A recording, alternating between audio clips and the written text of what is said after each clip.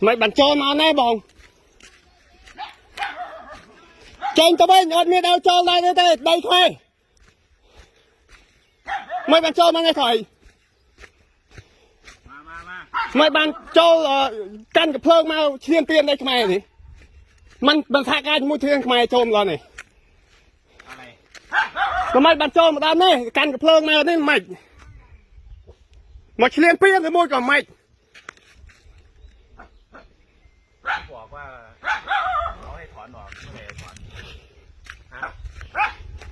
คุยไทยได้อยู่ไหมเหรอบ้า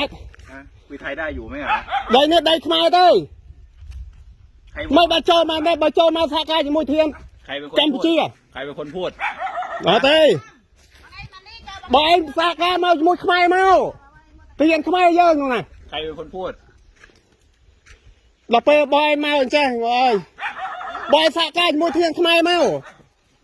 เยอะจีตุ้มจมูกเทียนกันไปชี้อ่ะ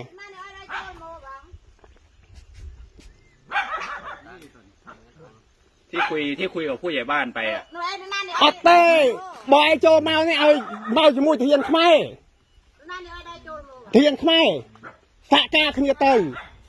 บอยโจมาแต่เองใช่นี่กับบ้านเขาคุยกันหมดแล้วบ้านเขาคุยกันหมดแล้วอัดดังเรื่องเต้ไม่งั้นตรงนั้นเขาจะไปถอนเหรอเขาคุยกันหมดแล้วเนี่ยตลอดแนวเตือนแต่เย่จมูกดอกไฟจมูกเทียนขมายเต้ยการไปชี้หนึ่งไทยมันเตยรู้บ่าวมาโจมาใช่นี่แต่เธอไม่เตือนแต่พูดไทยได้อยู่รู้อยู่ว่าพูดไทยได้อยู่ถูกไหมวันนั้นมาสลับบัดบ้านฮะสลับบัดบ้านเต้เย่ขมายเมาจำเย่สำหรับจมูกเทียนการไปชี้หนึ่งเทียนไทยเต้ยไอ้ตัวนี้ถอนเมื่อไหร่ตัวนี้ถอนเมื่อไหร่ถอนแต่เมื่อไหร่บางคันได้อันนี้ตะลงตะพีตอนนานดอกยุคนั้นหน่อยไทยจะมาแค่มนเนี่ยมือดำเต็มดอกนี่แล้วตรงนี้ล่ะตรงนี้จะถอนตอนไหนอดดังดังเต้ตัวแต่อดเมียก็ยดดักให้เพลิดบ้านกูยนไรคุยบอกว่ารถไฟก็เสียอยู่ให้บางไอ้อ้อยเนี่ยบางไอ้ของรุ่นโจลของรุ่นไอ้โจลโมอ่ะเต้มันแทนแนวโจมาเต้แต่กันกับเพลิงมาเนี่ยกาวเต้ไอ้บางไอ้โมตะกี้เองบังให้จำแย่ท่า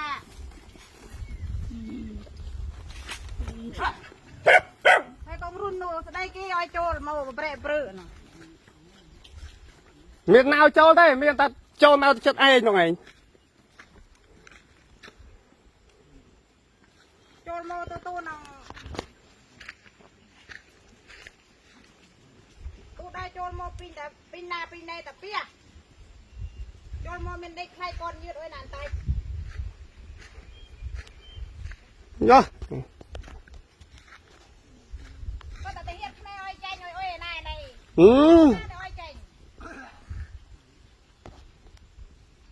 เยอะ